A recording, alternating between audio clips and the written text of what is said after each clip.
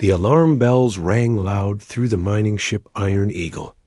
Jake Morrison ran down the narrow hallway toward the engine room.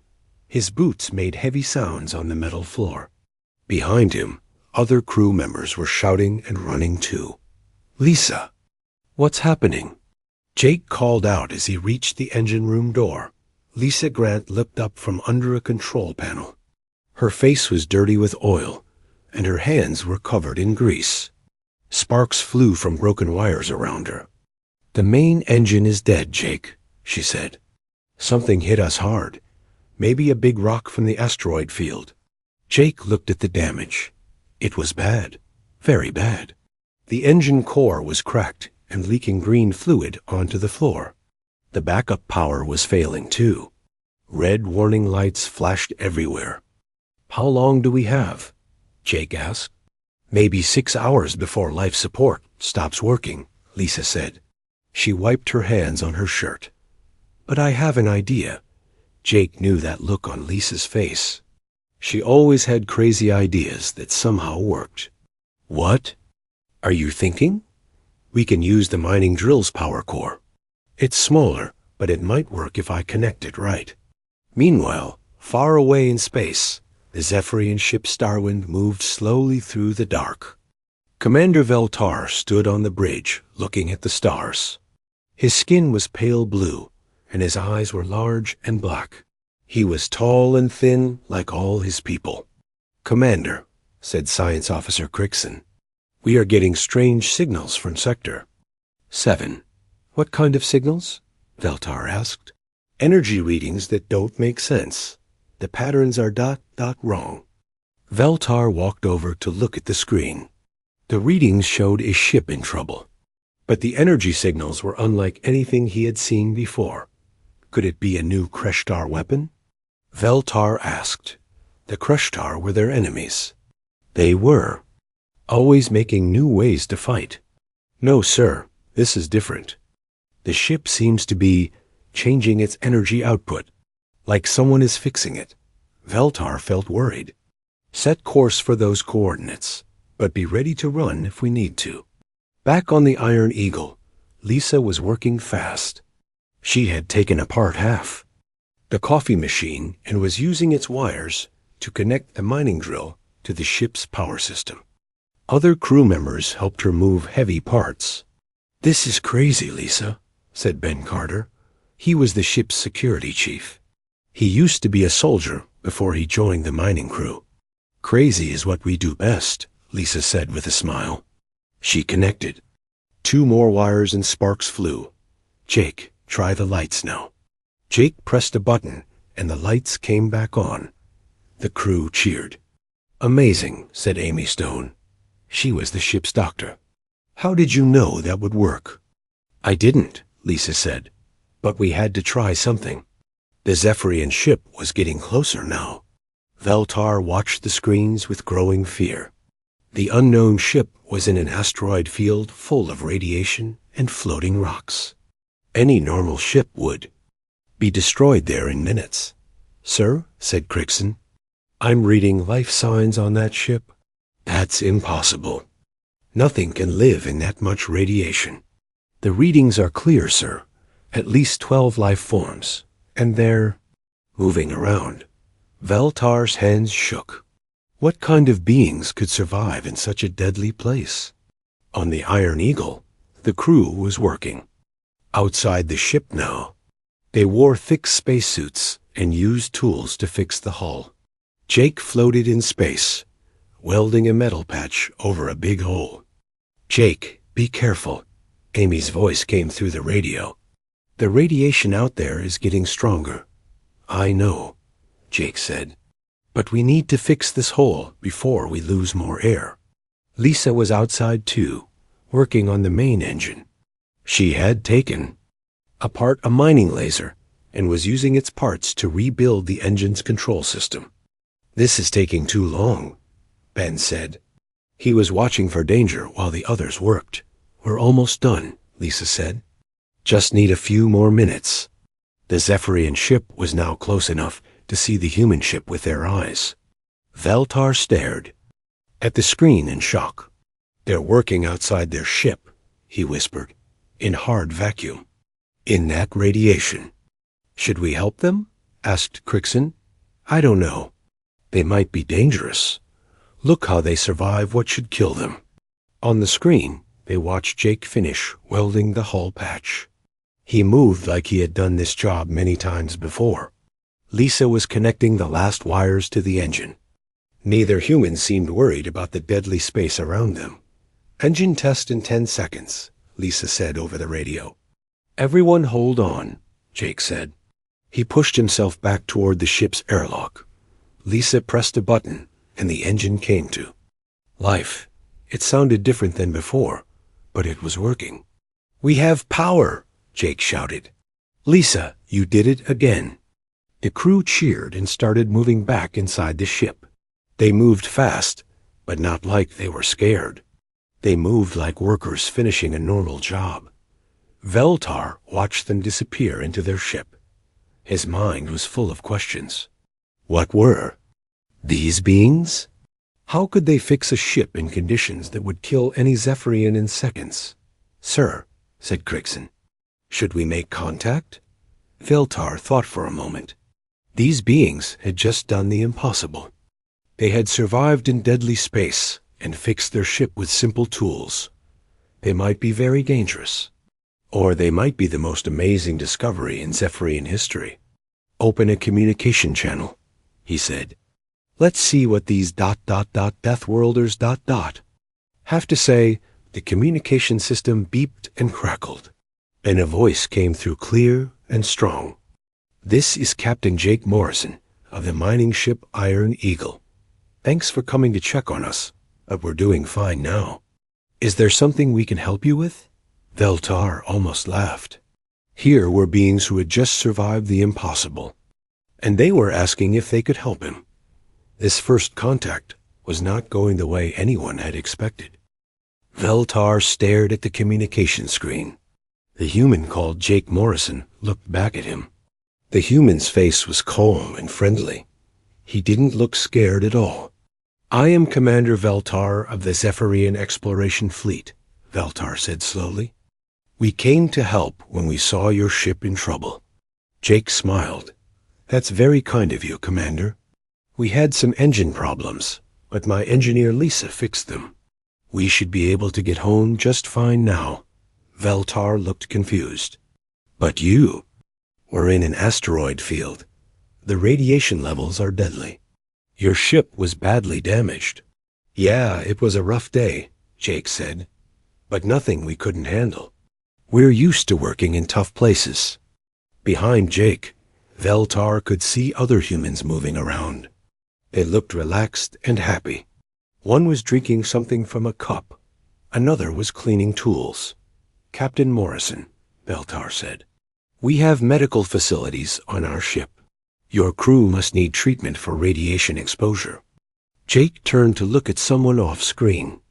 Amy, do any of the crew need medical help?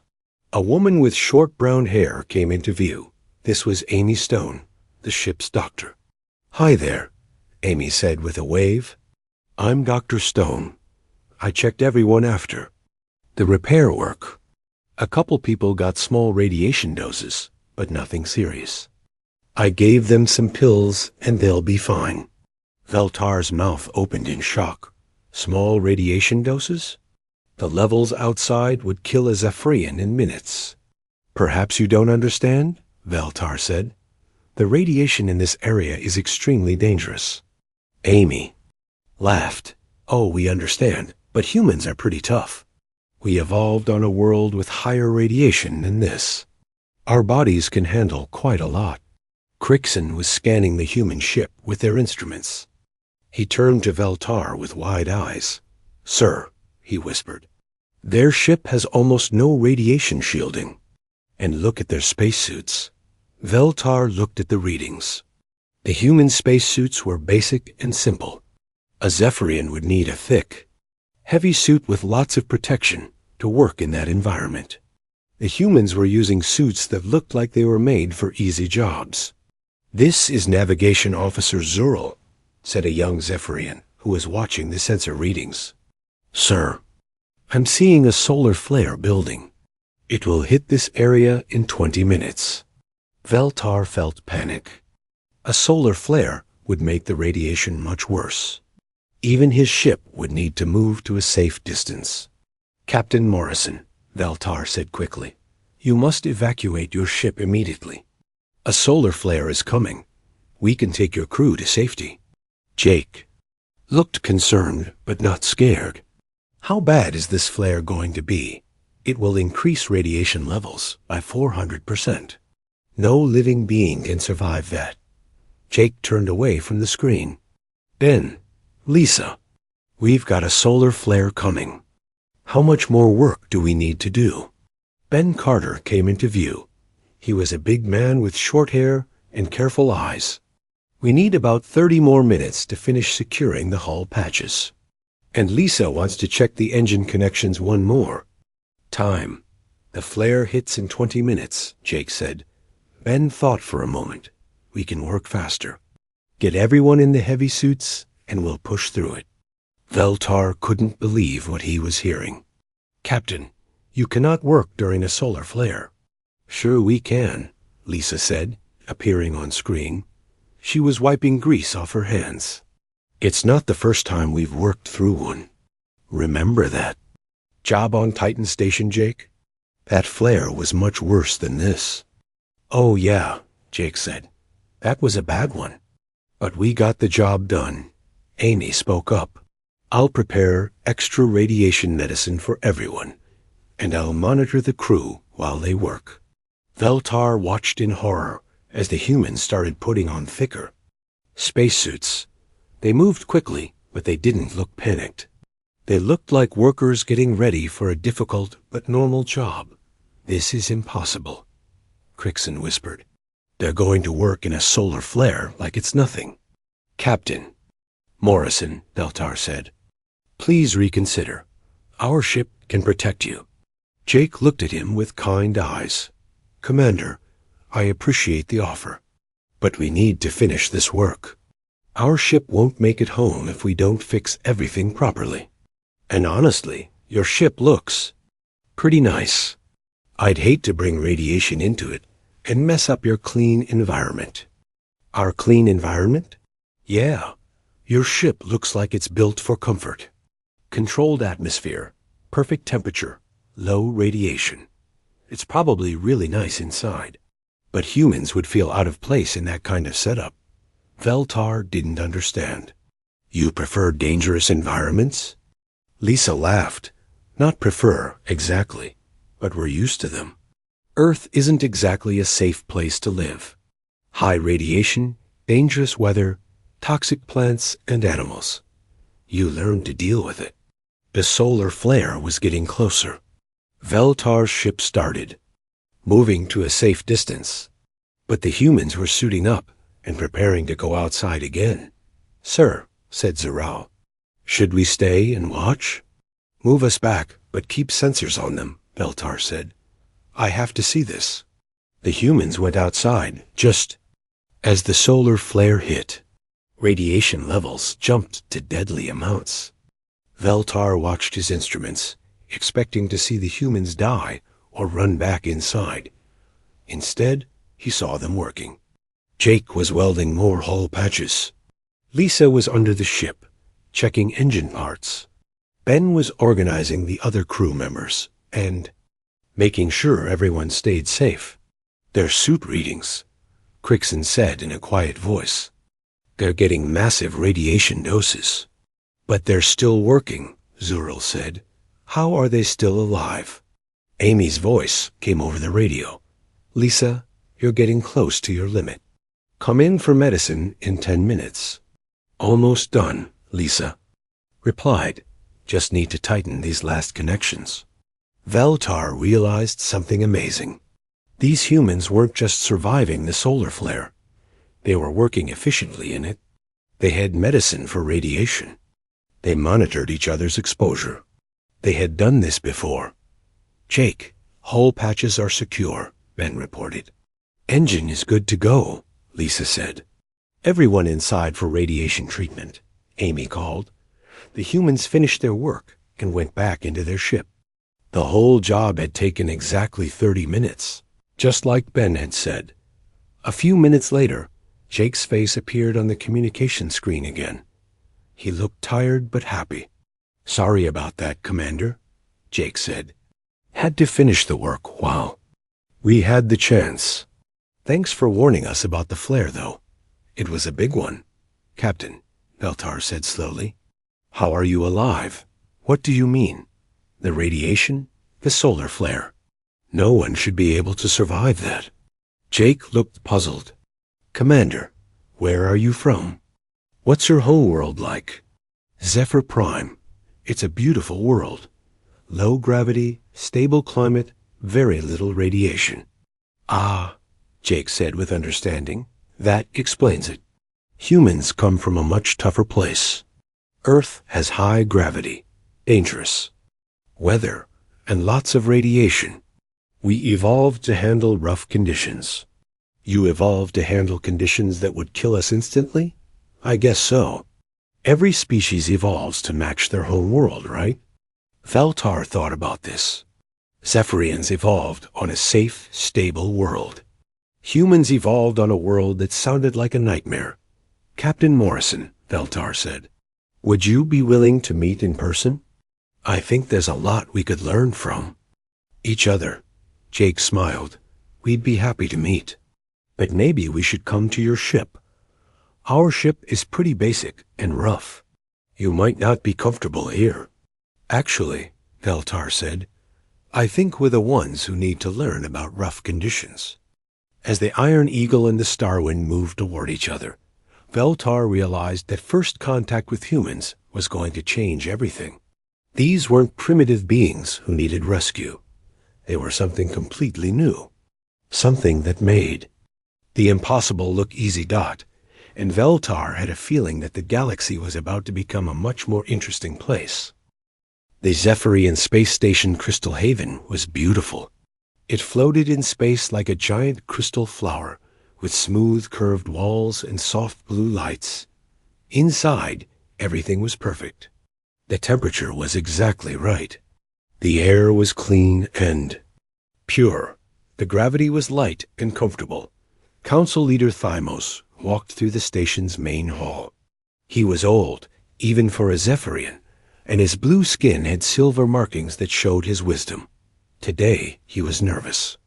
The humans were coming for formal first contact. "Everything must be perfect," Thamos said to cultural analyst Nixara. "These humans survived in conditions that should have killed them. We must show them our best hospitality." Nixara was young and excited. She had studied alien cultures, but had never met real aliens before. "Sir, I've prepared a perfect environment. Temperature is set to what should be comfortable for carbon-based life. Humidity is ideal. Gravity is reduced to be easier on their bodies." "Good," Thymos said. "They'll appreciate our thoughtfulness." Commander Veltar approached them. He looked worried. "Council Leader, the human ship is requesting permission to dock." "Of course. Guide them to docking bay 7. It's our finest bay." "Sir," Veltar said carefully, "their ship is ... unusual. It's very basic. And they asked if they could dock in bay 12 instead." "Bay 12? But that's just a cargo bay." "They said bay 7 looked too fancy. They were worried about damaging something." Themos felt confused. Worried about damaging our docking bay? How could they do that? An hour later, the human shuttle arrived. It was small and rough-looking, compared to Zephyrian ships. It had dents and scratches on its hull, but it flew smoothly and docked perfectly. Jake Morrison stepped out first, followed by his crew. Danny Hayes, the communications officer, carried a small device that he said would help with translation. Kate Russell, the geologist, had a bag full of rock samples from the asteroid field. "Welcome to Crystal Haven," Thymos said in his most formal voice. "We are honored to meet you." "Thank you," Jake said with a smile. "This is a beautiful station. You've built something amazing here." The humans looked around with interest. But Thymos noticed they seemed a bit uncomfortable. Jake was sweating slightly. Kate was looking around like she was searching for something. "Please, follow me to the main conference room," Thymos said. "We've prepared the perfect environment for our meeting." They walked through the station's corridors. Everything was soft and comfortable. The walls curved gently. The lights were warm, but not bright. Soft music played in the background. Lisa looked around with curiosity. "This is really nice. It's like being inside a cloud." "Thank you," Nixara said proudly. "We wanted you to feel comfortable." They reached the conference room. It was even more perfect than the rest of the station. The air was warm and humid. The gravity was very light. Soft chairs surrounded a curved table. The humans sat down, but they seemed restless. Jake kept shifting in his chair. Ben looked like he wanted to get up and walk around. "Is something wrong?" Thymos asked. "Oh no, everything's fine," Jake said politely. "It's just ... Is there any way to make it a little cooler in here? And maybe increase the gravity a bit?" "Cooler?" Nixara looked confused. "But this is the perfect temperature for biological comfort." "It's a bit warm for us," Amy said gently. "Humans are used to cooler temperatures." "And the gravity?" Thymos asked. "We're used to higher gravity," Ben explained. "This feels like we might float away." The Zephyrians hurried to adjust the room's settings. They made it cooler and increased the gravity. The humans immediately looked more comfortable. "Much better," Kate said. "Thank you." Danny set up his translation device and tested it. "This should help us understand each other better, though you all speak English very well." "We studied your transmissions," Crixon said. "We wanted to learn your language." "That's impressive," Danny said. "How long did it take you to learn?" "About 3 days." The humans looked surprised. 3 days? For a whole language? "We have very good language learning technology," Nixara explained, "though we're still confused by some of your expressions." "What does 'that's a piece of cake' mean? And why do you say, 'break a leg' when you want someone to succeed?" The humans laughed. "Human expressions can be weird," Jake admitted. Now that everyone was comfortable, the real meeting began. Thymos explained about Zephyrian society and their peaceful exploration of space. The humans listened politely and asked good questions. Then, Kate opened her bag of rock samples. "We brought these from the asteroid field where you found us," she said. "I thought you might be interested in the mineral content." She placed several rocks on the table. They looked ordinary to the Zephyrians. But when Kate began explaining what they contained, everything changed.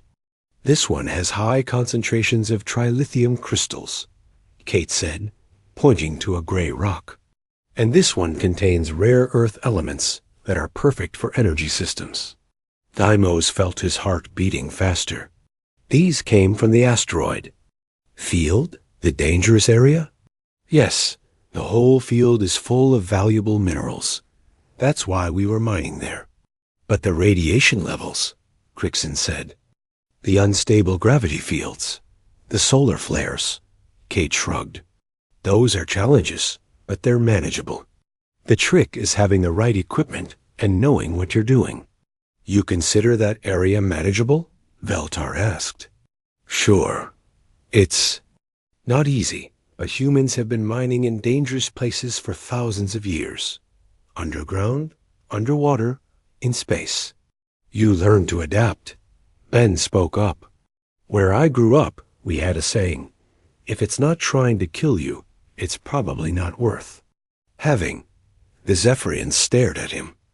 "That's a saying?" "Well, it was a mining colony," Ben said with a smile. "We had a lot of dangerous work." Lisa pulled out a small device. "This is a radiation scanner we use for mining work. Want to see the readings from different parts of the asteroid field?" She showed them the device's screen. The radiation levels were far beyond what Zephyrians considered survivable. But the humans had detailed maps of safe working areas and procedures for handling the dangerous zones. "You have mining colonies in places like this?" Deimos asked. "Dozens of them," Kate said. "The more dangerous the area, the more valuable the resources usually are. It's basic economics. But the risk to your people—" "There's always risk," Jake said. "But humans are good at managing risk.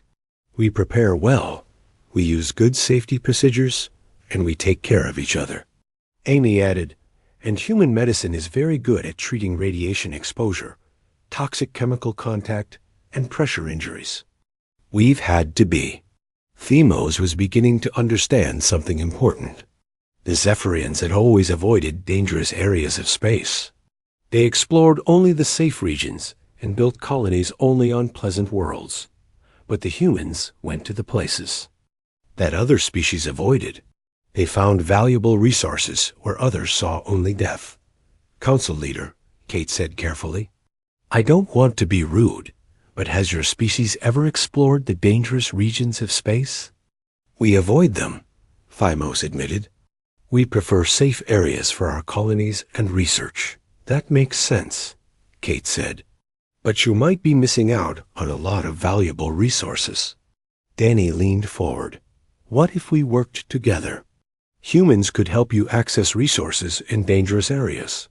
You could teach us about your advanced technology." "You would do that?" Nixara asked. "Risk your lives to help us?" "We risk our lives for work all the time," Jake said.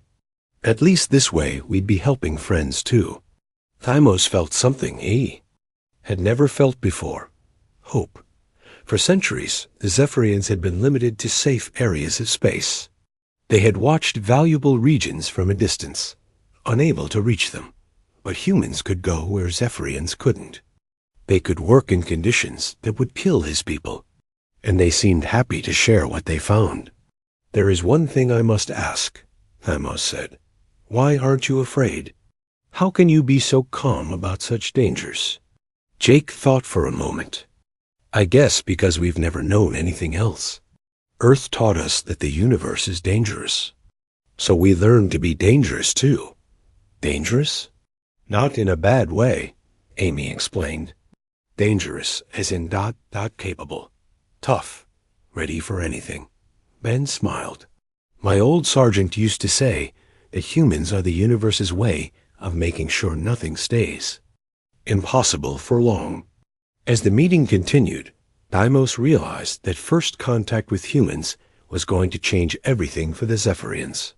These weren't just new allies. They were the key to reaching parts of the galaxy that had been closed to his people forever. And the humans seemed genuinely excited about the partnership. They talked about shared colonies, joint research projects, and exploration missions too. Places that had names like the Furnace Nebula and the Graveyard Systems. For the first time in his long life, Themos was looking forward to visiting dangerous places. With humans as partners, even the most deadly regions of space seemed possible. To explore, the meeting ended with plans for a formal alliance. As the humans prepared to leave, Kate handed Thymos one of her rock samples. "A gift," she said, "from the dangerous places where only humans go." Thymos held the rock carefully. It looked ordinary, but it represented something extraordinary. It was proof that humans could reach the unreachable and make the impossible possible. He was very glad. They were going to be friends. The attack came without warning. War leader Breakter of the Kreshtar Empire watched from his command ship as his weapons hit the Zephyrian colony world of Haven 3. The planet's surface glowed with new radiation as his bombs found their targets. "Excellent," Breakter said to his officers. "The radiation bombs are working perfectly. The surface will be uninhabitable within hours." The Kreshtar were different from the Zephyrians. They were larger, with thick gray skin and powerful muscles. They came from a harsh world and believed that only the strong deserved to survive. For years, they had fought with the peaceful Zephyrians over territory and resources. But this attack was different. Instead of trying to capture Zephyrian worlds, Breakter was making them impossible to live on. His new weapons poisoned the air, destroyed the soil, and filled the environment with deadly radiation. "Sir," reported his weapons officer, "Haven 3 is now toxic to Zephyrian life." "They are evacuating." "Good. Move to the next target." On Crystal Haven Station, emergency alarms were ringing. Council leader Thymos received reports from 3 colony worlds. All were under attack.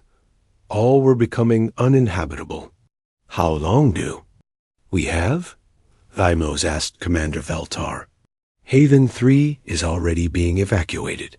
Green Valley Colony has maybe 12 hours before the air becomes too toxic to breathe. Paradise Station is fighting the radiation, but their shields won't hold for long. And our military response?" Veltar looked grim. "Our ships are moving to defend the colonies, but the Kreshtar aren't trying to capture them. They're just making them uninhabitable and leaving. By the time we arrive, the damage is done." Thymos felt helpless. Thousands of Zephyrians were fleeing their homes. Worlds that had taken decades to build were being destroyed in hours. "Sir," said Communications Officer Zulin, "we're receiving a message from the human ship Iron Eagle." "The humans? Where are they?" "They're near Haven 3, offering to help with the evacuation." Jake Morrison's face appeared on the main screen. Behind him, his crew was working frantically at their stations. "Council leader," Jake said, "we heard about the attack. We're here to help however we can. Captain Morrison, you must stay away from Haven 3. The radiation levels are deadly now." "We know. We've been scanning the planet. The Kreshtar weapons are nasty, but not impossible to work with." "Work with? Captain, the planet is uninhabitable." "For Zephyrians, yes. But humans might be able to operate there for short periods. With the right protection, we could help maintain essential systems while your people evacuate." Thymos felt confused. "You want to go to a planet that's been poisoned? Someone needs to keep the power plants running and the transport systems working. Otherwise, the evacuation will take much longer." Before Thymos could respond, another human voice came over the radio. This was Steve Parker, a former military engineer who had joined Jake's crew recently. "Council leader, this is Steve Parker. I used to work in contaminated zones during the Earth Wars. This Kreshtar attack is bad, but I've seen worse. We can handle it. The radiation levels are beyond anything a biological being should survive," Veltar said. "Maybe for most species," said Amy Stone, appearing on screen in her medical uniform. "But humans evolved on a world with background radiation that would hurt most aliens. Plus, we have very good anti-radiation medicine." Lisa Grant joined the conversation. "I've been looking at the technical data from Haven 3. The power grid is failing because the radiation is interfering with the control systems. But if someone could get down there and manually override the systems, the power could stay on for days longer." "You're talking about going to the surface of a poisoned world," Thymos said. "We're talking about buying time for people to escape safely," Jake said firmly. Carl Jensen, the systems analyst, brought up a holographic display showing Haven 3's infrastructure. "Look, the Kreshtar weapons target biological life and electronic systems, but they don't destroy physical structures. The buildings are fine. The transport networks are mostly intact. Someone just needs to run them manually. But who could survive on the surface long enough to do that?" Thymos asked. All the humans on screen smiled at the same time. "Us," Jake said simply. 2 hours later, 3 human shuttles were descending toward Haven 3. The planet looked wrong now. The sky was an ugly green color from the toxic gases. Radiation storms flickered across the surface like deadly lightning.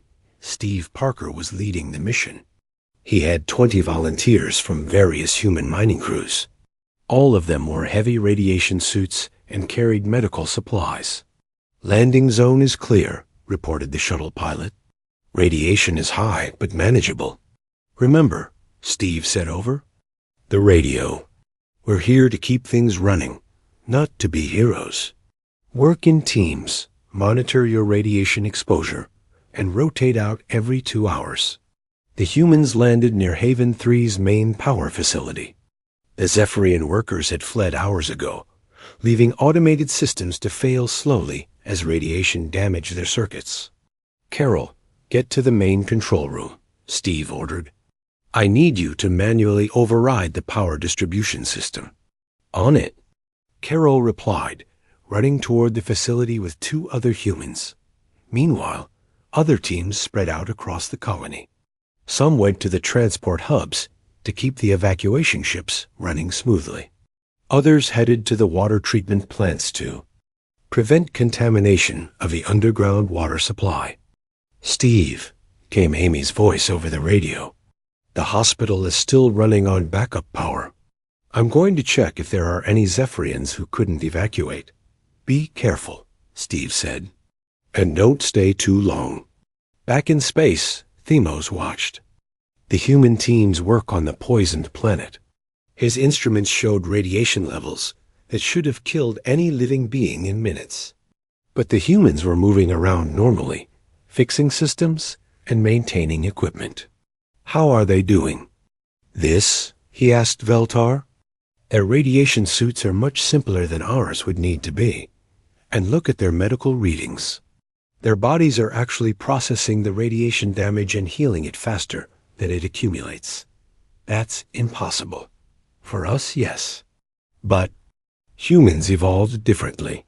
On the planet's surface, Carol had reached the main control room. The automated systems were failing one by one as radiation fried their circuits, but the manual controls still worked. "Steve, I'm switching to manual power distribution," she reported. "This should keep the lights on in the evacuation centers. Running for at least another day. Good work. How are your radiation levels?" "Still in the green zone." "These suits are working great." The human teams worked for 6 hours, rotating in and out to manage their radiation exposure.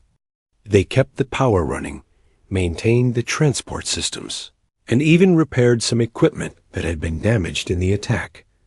When the last Zephyrian evacuation ship left Haven 3, the humans were still working on the surface. All civilians. "Are clear," reported the evacuation coordinator.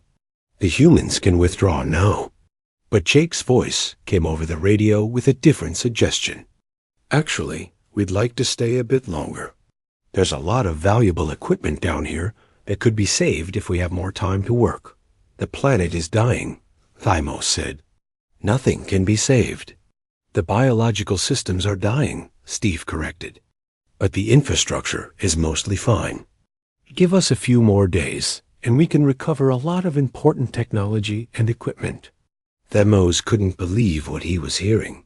"You want to stay on a poisoned world to save our equipment?" "Why not?" Jake said. "It's good equipment. And this planet won't be poisoned forever. In a few years, the radiation will decrease and the atmosphere will clear. Someone will want to rebuild here eventually, but the risk is manageable." Amy said, "We'll rotate crews every few days. Take medicine to handle the radiation. Monitor everyone's health carefully. We've done this kind of work before." While they talked, another message came in. War Leader Breakter was demanding to speak with the Zephyrian leadership. "You cannot evacuate your colonies forever," Breakter said when his image appeared on screen. "I will poison every world you try to settle. Your species will have nowhere to run." "Actually," Jake interrupted, "they will." Breakter looked surprised to see a human on the Zephyrian communication channel. "What are these creatures?" Breakter demanded. "I'm Captain Jake Morrison, representing humanity. And you just made a big mistake." "What mistake?" "You assumed that poisoning worlds would stop people from living on them. But humans specialize in living in poisoned places." Jake gestured to his crew. "Right now, my people are working on Haven 3, keeping it running despite your weapons. Tomorrow, we'll start cleaning up the mess you made. Breakter laughed. No one can survive on a world I have poisoned. Want to bet? Steve Parker said, appearing on screen. His radiation suit was dirty, but he looked healthy and confident. I'm standing on Haven 3 right now. Your poison is annoying, but it's not deadly to humans. Impossible. Nope, just biology. You see, humans evolved on a world that was already trying to kill us. Your weapons make planets hostile to Zephyrians, but they just make them slightly more dangerous for humans. And we like dangerous. Breakter stared at the humans in growing alarm. His ultimate weapon, the thing that was supposed to drive the Zephyrians from the galaxy, was just another worksite to these strange beings. This changes nothing, Breakter said, but his voice was less confident than before. Actually, it changes everything, Jake said with a smile. Because now the Zephyrians have partners who can lithe planet scorched rock was not a nice place to visit. It had earthquakes every few hours, radiation storms that lit up the sky, and temperatures that swung from freezing to boiling, depending on which of its 3 suns was overhead. Most species would call it uninhabitable. That's exactly why Tony Mitchell chose it for the Peace Summit. You want to hold diplomatic talks where? Council Leader Thymos asked over the communication link. Scorched rock, Tony repeated calmly. It's in the neutral zone between Zephyrian and Kreshtar space. Perfect for a meeting. Tony Mitchell was a former Earth diplomat who had specialized in difficult negotiations. He was tall and thin, with gray hair and calm eyes that had seen many impossible situations become possible. But that world is a death trap, Thymos said. Exactly. Neither side can claim an advantage there. And it'll keep everyone focused on solving problems instead of fighting. War Leader Breakter's voice came over the channel. His ship was monitoring the conversation. This human is insane. No one can survive on scorched rock. We can, said Rachel. Davis, appearing on screen next to Tony. She was a xenobiologist who had studied alien cultures and environments. Humans have been living and working in places like this for generations. That's impossible, Breakter said. Want to see for yourself? Jake Morrison said, joining the conversation from his ship. We're already setting up the meeting site. Truth was, Jake's crew had been working on scorched rock for 3 days. They had built a simple conference center using prefab modules and local materials. It wasn't fancy, but it was functional and safe. How can you build anything on that world? Asked Commander Veltar. Carefully, Lisa Grant said with a laugh. She was coordinating the construction from orbit. We timed the work between earthquake, cycles, and radiation storms. It's like a puzzle, but a fun one. Steve Parker's voice came from the surface. Foundation is secure, Jake. The building can handle magnitude 8 earthquakes, and the radiation shielding is solid. What about the temperature swings? Thymos asked. That's what heating and cooling systems are for, Carl Jensen said. Though, honestly, the temperature range here is pretty mild compared to some places humans work. 2 days later, 3 ships approached scorched rock. The Zephyrian vessel Starwind came first, followed by the Kreshtar warship Iron Fist, the human ship. Iron Eagle was already in orbit. Breakter looked at his sensors in disbelief. The humans have built structures on the surface. How is this possible? Maybe we should go down and see, suggested his science officer, a younger Kreshtar named Grokmol. Are you insane? Nothing can survive down there. The humans are surviving. Maybe they know something we don't. Meanwhile, on the Zephyrian ship, Thymos was having similar doubts. Perhaps we should call off this meeting. The location is too dangerous. Sir, said Crixon, the humans have been transmitting weather reports and safety updates for days. They seem to have the situation under control. But it's scorched rock, the most dangerous world in this sector, which is exactly why it's perfect for peace talks, said a new voice. Nixara had been studying human diplomatic methods. If we can work together in a place like this, we can work together anywhere. The landing shuttles met in the planet's orbit. Tony Mitchell piloted the human shuttle himself, while experienced pilots flew the alien craft. "Follow me down, Tony," said over the radio. "I'll guide you through the safe corridors." "Safe corridors?" Richter asked. "On scorched rock?" "Sure. We've mapped the radiation patterns and earthquake zones. There are safe paths if you know where to look." The three shuttles descended through the planet's angry atmosphere. Lightning flashed around them, and the air glowed with radiation. But Tony's path was steady and sure. They landed outside a low, sturdy building that sat in a valley between two mountains. It looked simple but strong. Human figures in environmental suits were waiting to guide them inside. "Welcome to the Scorched Rock Conference Center," announced Ben Carter over the radio. "Please follow the marked paths to the airlock. Watch out for the ground fissures." Inside the building, the environment was controlled and comfortable. The walls were thick enough to block radiation, and the structure was built to flex with the earthquakes. It was basic but functional. "This is adequate," Richter said, looking around. He was wearing a massive environmental suit that covered his entire body. "Thank you," Tony said. "We tried to keep it simple but effective." Thymos was also in a full environmental suit, though his was more elegant than Richter's. "How did you build this so quickly?" "Practice," Rachel Davis said. "Humans have been building emergency shelters in hostile environments for thousands of years. This is just another hostile environment." The three groups sat down at a round table in the center of the room. Through the windows, they could see the harsh landscape of scorched rock.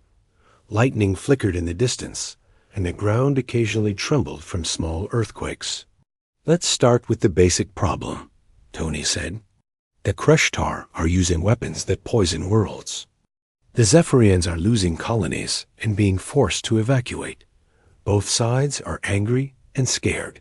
The Zephyrians must learn that the weak cannot claim the galaxy's resources," Richter said. "And the Kreshtar must learn that destroying worlds helps no one," Thymos replied. "Actually," Rachel said carefully, "I think you're both missing the real issue." Both alien leaders looked at her. "You're fighting over the safe worlds," Rachel continued. "The comfortable places where your species can live easily. But that's just a tiny fraction of the galaxy." "What do you mean?" Thymos asked. Rachel activated a holographic display showing the local galaxy. "Look at this map. The green areas are worlds suitable for Zephyrian life. The red areas are worlds suitable for Kreshtar life. Together, they make up maybe 5% of all the worlds out there. The rest are uninhabitable," Richter said. "For you? Yes, but not for humans." Tony took over the explanation. "Humans can live and work in places that both your species consider impossible. The radiation zones, the high-gravity worlds, the planets with toxic atmospheres. We call them Deathworlds, but they're just home to us." "So?" Richter asked. "So instead of fighting over the small number of worlds you can both use, why not work together to access the huge number of worlds that only humans can develop?" Rachel pointed to different areas of the map. "These radiation-soaked systems contain more rare minerals than all the safe worlds combined. These high-gravity planets have energy sources that could power entire civilizations. These toxic worlds have biological resources that could revolutionize medicine. But no one can reach those resources," Thymos said. "Humans can," Tony said simply.